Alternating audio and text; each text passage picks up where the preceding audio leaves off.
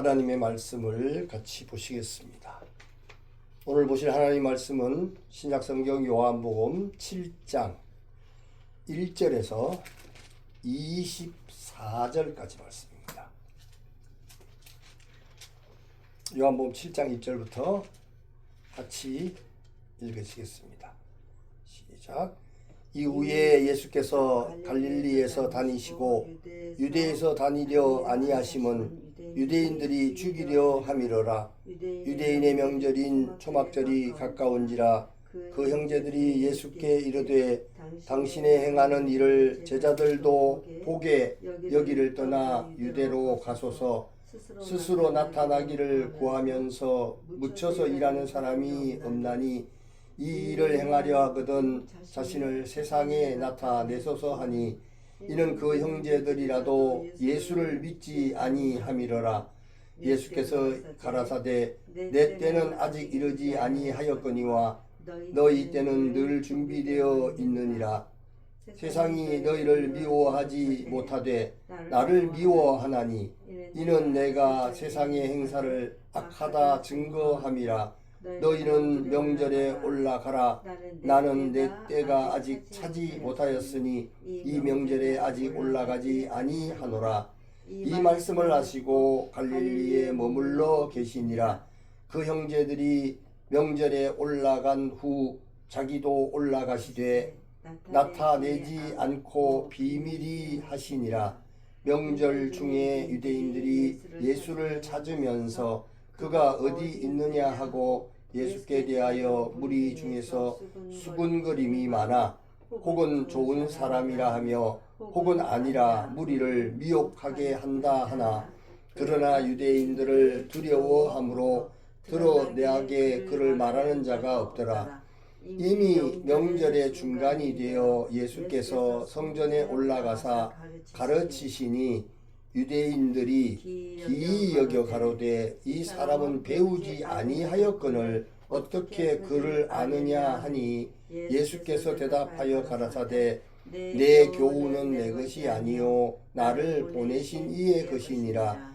사람이 하나님의 뜻을 행하려 하면 이 교훈이 하나님께로서 왔는지 혹은 내가 스스로 말함인지 알리라. 스스로 말하는 자는 자기 영광만 구하되 보내신 이의 영광을 구하는 자는 참되니 그 속에 불의가 없느니라.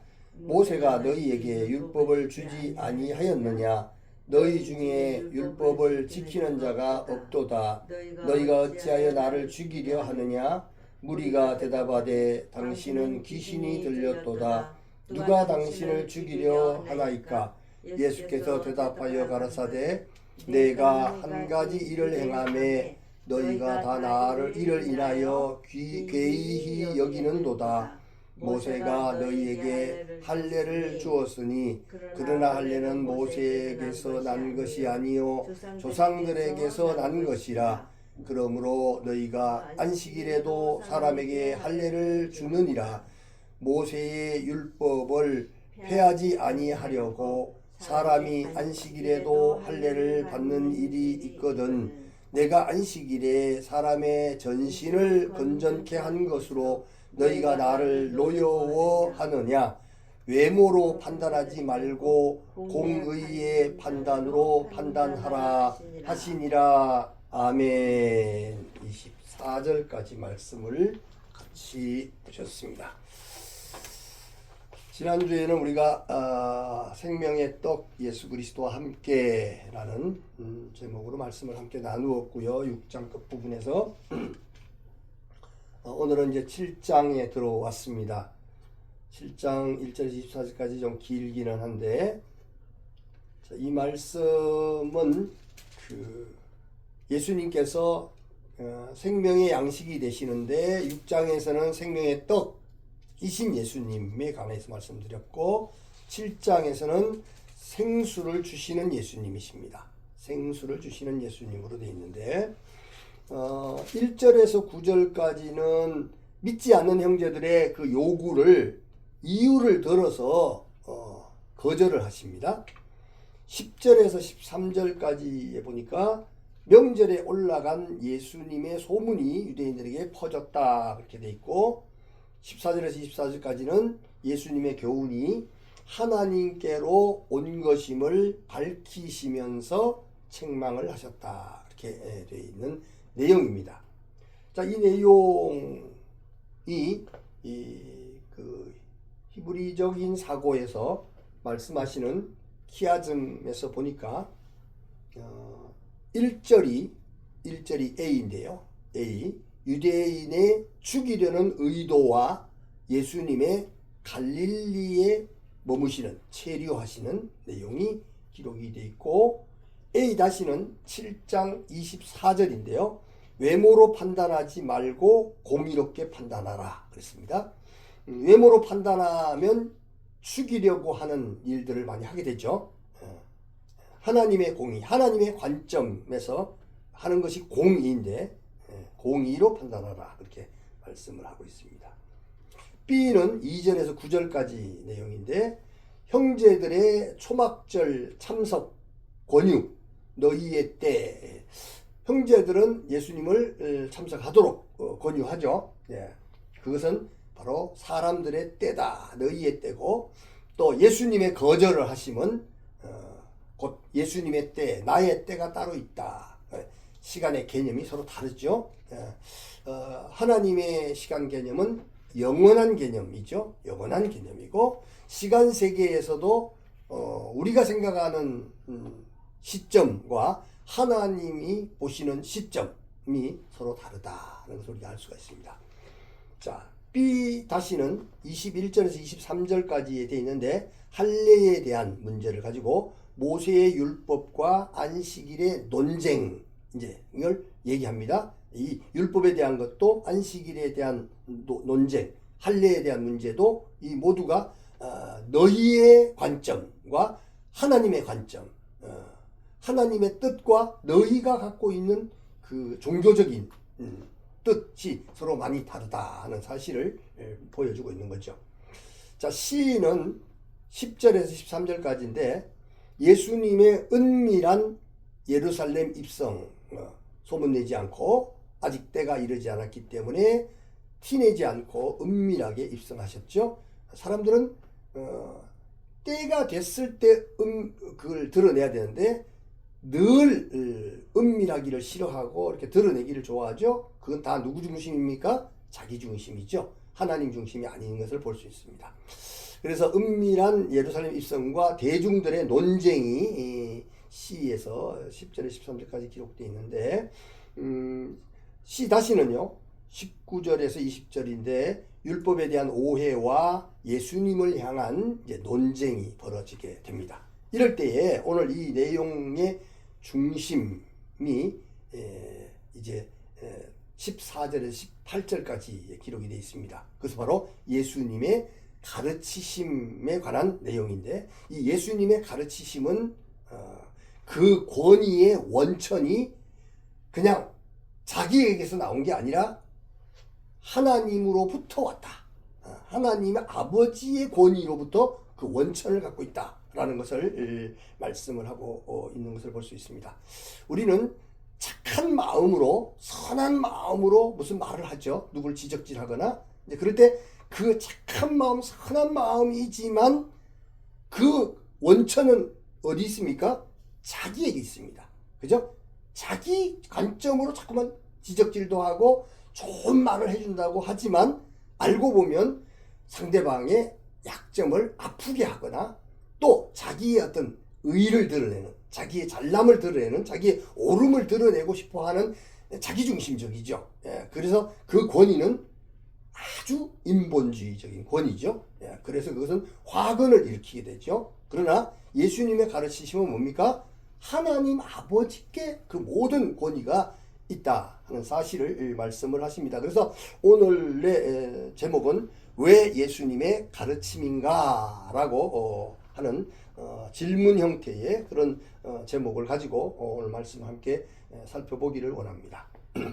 첫 번째로 요한복음은 크게 보면 7개의 표적의 책 1장에서 12장이고요. 그리고 예수님의 고난과 십자가 부활의 책이라고 해서 13장에서 21장으로 이렇게 나누어 수가 있습니다. 표적의 책 부분에 속한 요한복음 7장은 오병이어 표적 후에 초막절이 가까운 시기의 사건을 기록하고 있습니다. 물론 7장에서는 표적이나 특별한 사건이 일어난 것은 아닙니다. 그러나 이때는 오병이어 표적 이후에 많은 사람들은 예수님을 떠났을 뿐만 아니라 6장 66절에 보면 예수님을 대적하는 유대인들은 많은 비난과 오해의 벽을 넘어서 예수님을 어떻게 하려고 합니까?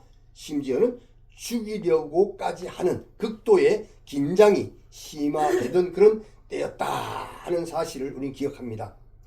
많은 사람들을 이제 막 미워하고 비난하고 헐뜯고 이제 그럴 때 그리고 예수님께서 뭐라 했습니까? 형제를 비난하거나 나가라 욕을 하거나 뭐 상대방의 약점을 드러내려고 하거나 이런 것들은 살인이라고 했습니다. 살인. 예수님을 지금 죽이려고 하는 거죠. 살인이다. 그렇게 말씀을 하셨던 것을 우리가 기억할 수가 있습니다. 그 관점이 어디 있습니까? 인간적인 관점에 있기 때문에 윤리, 도덕과 양심과 자기네들의 관점에서 모든 것들이 이루어지기 때문에 이런 죽이려고 하는 사건, 극도의 긴장감이 심화되는 사건으로 나타나고 있습니다. 자, 두 번째로 요한복음 7장은 초막절을 배경으로 시작을 하는데 이 초막절은 이스라엘 백성들이 광야 40년 동안 장막에 거하면서 하나님의 보호하심과 인도하심을 받았던 은혜를 기념하고 하나님의 은혜를 기념하고 한 해의 추수를 감사하며 장차 임할 메시아 왕국의 기쁨을 소망하는 그런 절기가 바로 초막절이다. 그렇게 말을 할 수가 있는 것이죠. 지금 이 초막절의 완성자이신 예수 그리스도를 바라보고 있습니다. 온 이스라엘이 예루살렘으로 모여서 축제를 벌이는 기쁨과 경건함이란 하나님 중심일 때 있는 거지 인간 중심일 때는요 어떤 의의를 말해도 그건 경건한 게 아닙니다. 누군가를 죽이려고 하는 것이죠. 비난하는 것이고. 그래서 이 축제는 바로 기쁨과 경건함이 넘치는 이 절기의 계절에 예수님의 형제들은 예수님을 믿지도 않으면서 예수님께 유대 예루살렘 성전으로 가서 초막절을 지키면서 자신을 드러내라고 4절 5절에 종용하고 있습니다. 이렇게 부추기고 그럴듯하게 당신을 드러내시오. 당신을 확실하게 증명해 주시오. 자꾸 이런 요구를 하는 것도 매우 인본주의적인 인간적인 결과가 결국 하나님이 기뻐하는 일이 아니라는 것을 알 수 있습니다. 그러나 예수님께서는 6절에서 형제들에게 내 때는 아직 이르지 아니하였고 너희의 때는 준비되어 있다고 하셨습니다. 네 할 일이나 해라 이거죠. 내 할 일은 하나님이 나를 인도하신 대로 나는 할 거다. 하나님이 정한 때가 있다라고 말씀하십니다. 이 말씀은 너희의 때라는 말은 무슨 말입니까? 크로노스라는 단어로 되어 있는데 이 너희의 때, 사람의 때는요 자연 속에서 시간 세계에서 흘러가는 그런 시간입니다. 그것이 바로 시간 세계에서 말하는 때를 너희의 때, 크로노스라고 말하고 너희가 생각하는 생각대로 움직이지만 너희는 너희의 때에 의해서 생각하고 너희의 때 중심으로 움직이고 있지만 예수님께서 말씀하신 나의 때, 예수님이 말씀하신 나의 때라는 말은 무슨 말입니까? 카이로스, 크로노스와 반대적으로 카이로스입니다. 크로노스, 너희의 때는 자연 속에서 흘러가는 시간 개념이고 카이로스라고 하는 예수님께서 말하는 나의 때라는 말은 하나님께서 주관하시는 목적이 있는 내 목적이 아니라 하나님의 목적이 있는 결정적인 시간의 개념입니다. 영혼 속에 있는 시간 개념이죠. 자, 그래서 카이로스, 이 나의 때는 아직 하나님의 주권적인 구원 계획과 하나님의 뜻에 따라서 궁극적으로 십자가와 부활을 통해서 구원을 완성하실 예수님의 영광의 시간을 의미하고 있다는 사실을 믿으시기 바랍니다. 그래서 하나님의 때 카이로스에 맞추는 사람은 늘 예수님의 영광이 드러나고 하나님의 영광이 드러나고 하나님이 주신 기쁨으로 충만해지는 거죠. 그렇지만 이 인간의 때를 얘기하는 사람들은 인간의 목적, 인간의 어떤 목표를 이루기 위해서, 인간의 의를 드러내기 위해서, 인간의 잘남을 드러내기 위해서 늘 이루어지고 있다. 인간의 성공을 말하는 거죠. 그러나 예수님은 뜻밖에도 10절에 나타내지 않고 은밀하게 안 가실 것처럼 말씀을 해놨는데 은밀히 예루살렘으로 올라가셨습니다. 예수님의 행보에 대한 대중들의 궁금증과 소문은 이미 들끓고 있었으며 11절에 그가 어디 있느냐 관심을 쏟고 있죠. 찾고 있죠. 그 예수님에 대한 관심이 뭡니까? 예수님에 대한 관심은 정말 예수님을 믿고 예수님의 발 앞에 엎드리려고 하는, 믿음으로 따라가려고 하는, 하나님의 시간을 따라가려고 하는 그런 자세여야 되는데 그가 어디 있냐? 예수님을 찾습니다. 예수님을 알려고 합니다. 만나려고 합니다. 그런데 그들은 그냥 자기네들의 궁금증, 자기네들의 어떤 지식을 만들어내기 위해서 그가 어디 있느냐? 그를 두고 무리 중에서 12절에 수군거림이 많아 혹은 좋은 사람이라 하며 혹은 아니라 무리를 미혹한다 하나 사람들은 예수님을 두고서 의견이 분분했습니다. 오늘날도 보면 신학적으로도 분분하죠. 예수님에 대해서, 하나님에 대해서, 성경에 대해서 이런 의견 저런 의견이 많습니다. 그런데 그 의견들이 과연 하나님의 목적과 하나님의 목표와 하나님의 시간을 맞추어서 하나님의 영광을 위하여 말씀하시는 것인지 아니면 인간적인 시각에서 인간적인 목적을 이루기 위해서 어떤 학문을 발전시키기 위해서 또 사람들의 인기와 어떤 학파를 만들기 위해서 이렇게 인간 중심적인 의견으로 만들어지는 그런 믿음들을 우리가 볼 수가 있는 것이죠. 그래서 예수님을 두고 의견이 분분했습니다. 심지어 13절에 유대인들을 두려워해서 아무도 드러내고 예수님에 대해서 말하는 자는 없었습니다.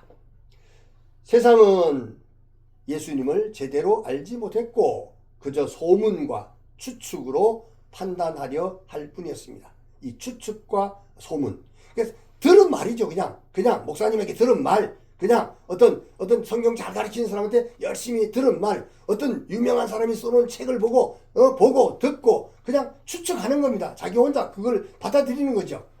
하나님 중심으로 하나님의 생명으로 그거를 받아들여서 믿어야 되는데 예수님의 생명으로 받아들여서 믿어야 되는데 그냥 자기의 지성으로 머리 좋은 사람들은 이해력이 빠르죠. 이해력이 빠르니까 어려운 문제도 철학적인 문제도 쉽게 자기가 받아들입니다. 근데 그 받아들임이 뭡니까? 자기중심적인 경우가 많습니다. 성령으로 해야 되는데 성령으로 말미암아 받아들여서 믿어야 되는데 그러면 성령의 지혜가 돼야 되는데 인간적인 지식이 돼버릴 때 칼이 되는 거죠. 남을 죽이는 칼, 남을 판단하는 칼이 되기가 쉽습니다. 그리고 그들의 감정이라고 하는 것은 자기중심적인 감정이 되기가 쉽죠. 성령의 감동이 돼야 되는데 인간적인 감정이 돼서는 안 되는 것이죠. 자, 그들은 결국 소문과 추측으로 판단하려고 할 뿐이었습니다. 바로 그때 초막절 중간쯤에 14절에 보니까 예수님께서 성전에 나타나서 가르치기 시작하셨는데 예수님의 가르치심을 들은 유대인들은 놀라움을 금치 못했습니다. 15절에 보니까 이 사람은 배우지 아니하였거늘 어떻게 그를 아느냐 그랬습니다. 예수님은 모든 지혜와 지식의 주인이시죠. 근본이시죠. 예수님께서는 하나님으로부터 배우는 거지 배우면 하나님께로부터 배우는 것이고 하나님께로부터 오는 것을 가지고 얘기하는 것이지 세상적인 어떤 지식을 통해서 배운 것은 아닌데 이 사람은 배우지 아니하였거늘 어떻게 그를 아느냐고 말하면서 그들은 예수님의 가르침의 원천에 대해서 의심하기 시작했습니다. 과연 누구의 제자이냐 뭐 이런 것이죠. 누구의 학파 어느 학파의 출신이냐 뭐 이런 얘기죠. 이 의심 앞에서 예수님은 지체 없이 당신 가르침의 진정한 근원을 말씀하시죠. 내 교훈은 내 것이 아니다. 내 지식이 아니다. 나를 보내신 이의 것이니라. 사람이 하나님의 뜻을 행하려 하면 이 교훈이 하나님께로부터 왔는지 내가 스스로 말함인지 알리라. 스스로 말하는 자는 자기 영광을 구합니다. 대부분 기독교인들 중에서도 종교적인 기독교인들의 특징이 바로 그거죠. 자기 영광을 구하는 거죠. 자기 목적을 달성하기 위해서 하는 것이죠. 많이 배우고 많이 알고 아는데 하나님의 영광이 드러나지 않습니다. 하나님의 인격, 예수 그리스도의 인격을 닮아가지 않습니다. 늘 자기가 우위에 올라가는 걸 좋아하죠. 교만하고 인정받기를 좋아하고 자기가 누군가를 판단하고 가르치기를 좋아하고 자기 영광을 구하죠. 그러나 나를 보내신 이의 영광을 구하는 자는 참되다. 나를 보내신 하나님의 영광을 구하는 자만이 참되니 그 속에 불의가 없느니라. 16절에서 18절에 이렇게 선포하셨습니다. 이 말씀이야말로 오늘 본문의 가장 빛나는 구속사 역사의 핵심인 줄 믿으시기 바랍니다. 어디로부터 왔느냐?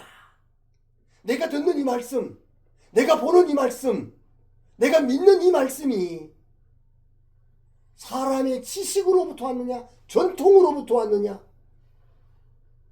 하나님의 영으로부터 왔느냐? 예수 그리스도로부터 왔느냐? 이것은 근본 자체를 흔들어 놓고 있는 것입니다. 예수님은 당신의 가르침이 인간적인 학식이나 인간적인 지혜에서 온 것이 아니라 오직 하나님 아버지로부터 온 것임을 분명히 선언하고 계신 줄 믿습니다. 그래서 늘 우리는 이것이 하나님의 뜻인가? 하나님으로부터 온 생각인가? 하나님으로부터 온 내용인가? 이것을 우리는 늘 자신을 돌아보며 살펴야 할 줄 믿습니다. 예수님의 모든 사역은 당신 자신의 영광을 위한 것이 아니라 예수님조차도 하나님의 아들이시며 하나님이신 예수님조차도 자신의 영광을 위한 것이 아니라 오직 하나님 아버지의 영광을 위한 것임을 밝히셨습니다. 하물며 우리가 이것을 살피지 않고 우리의 지식과 우리가 믿는다고 말하는 것을 우리 마음대로 확신하고 사람들한테 드러낸다면 결국은 하나님의 영광이 아니라 자기 영광을 드러내게 되고 그 결과는 어떻게 나타납니까? 교만과 남들을 정죄함과 판단함과 이런 모습으로 나타나게 되는 거죠. 회개는 없고 다른 사람을 정죄하니까 자기는 회개할 일이 없죠. 결국 예수님은 하나님 아버지의 영광을 위해서 밝히셨다는 사실을 확실하게 믿으시길 바랍니다. 이것이 정말 기독교에서 말하는 구속 역사의 생명력이라는 사실입니다. 예수님은 단순히 인간 서성이 아니라 하나님 자신의 권위와 진리를 온전히 대언하고 계시는 분, 곧 유일한 구원의 근원이 되심을 선포하신 것입니다. 하지만 세상의 눈은 여전히 가려져 있습니다. 사람이 눈이 가려지면요, 앞에 놓고도 자기 찾는 걸 못 찾잖아요. 그죠? 옆에 있는데도 못 찾아요.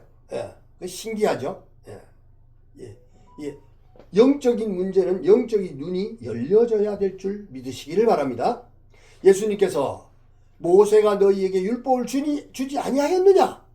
너희는 세상 어떤 나라 사람들하고 다르게 모세로부터 율법을 받지 않았느냐 이 말이야.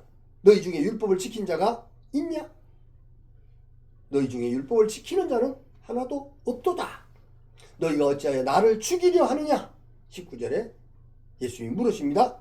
그러자 무리들은 20절에서 당신은 귀신이 들렸도다. 누가 당신을 죽이려 하나이까? 라며 오히려 예수님을 비난하고 있습니다. 분명히 자기들은 드러나지 않지만, 겉으로는 표가 안 나지만 속으로는 다 예수님을 어쨌든 책잡아서 예수님을 죄인 만들어서 예수님을 죽이려고 하는 그런 의도를 갖고 있으면서도 오리발을 내놓는 거죠. 할례의 법은 남자아이가 태어난 지 8일 만에 받아야 하기에 안식의 법을 넘어서 안식일이라도 할례를 행할 수가 있게 했습니다. 예수님은 안식일 치유사역을 통하여서도 참 안식의 법을 보여주었지만 오히려 예수님께 분노하는 자가 되고 말았습니다. 23절에 예수님은 생명을 살리는 일을 했는데, 치유하는 일을 했는데, 하나님의 영광을 드러내는 일을 했는데 도리어 그들은 분노하고 말았다는 거죠.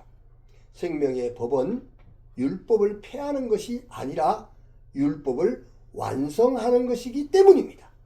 그러나 은혜가 임하지 않은 사람에게는 하나님의 은혜, 하나님의 영이 임하지 않은 사람에게는 진리를 제시해도 여전히 오해와 비난 속에 갇힌 안타까운 모습만이 나타난다는 것이죠.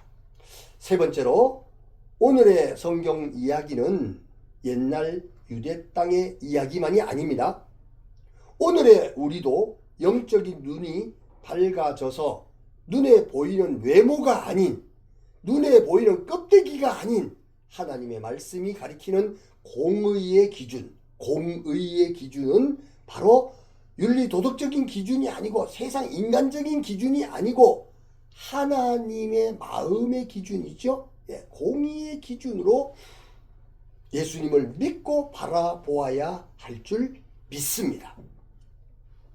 모든 성경의 목적이 무엇입니까? 성경 요한복음 표적의 목적이 무엇입니까? 피상적인 판단에서 벗어나서 생명이요 진리이신 예수 그리스도를 바르게 알고 믿고 따름으로 참된 구원의 길을 걸어가는 것이 아니겠습니까? 예수님께서 하나님의 아들 예수 그리스도이심을 믿게 하려 함이요 또 너희도 믿고 그 이름을 힘입어 생명을 얻게 하려 함이라. 아멘. 사랑하는 성도 여러분, 오늘의 말씀을 믿으심으로 영안이 열리셔서, 영안이 열린다는 것은 무슨 남들이 못 보는 귀신같이 미래를 알아보고 뭐 이런다는 말이 아니죠. 영안이 열리는 사람들은 하나님 중심이 됩니다. 예수님 중심이 되는 거죠. 그래서 영안이 열려서 예수님 중심, 하나님 중심으로 심령의 변화와 성장 성숙을 위해서 진정한 믿음의 신앙 고백을 하시고 은혜 받은 자로서의, 은혜가 충만한 자로서의 마음의 결심과 결단을 굳게 하시는 복된 시간이 되시기를 주님의 이름으로 축원합니다. 아멘. 기도하겠습니다.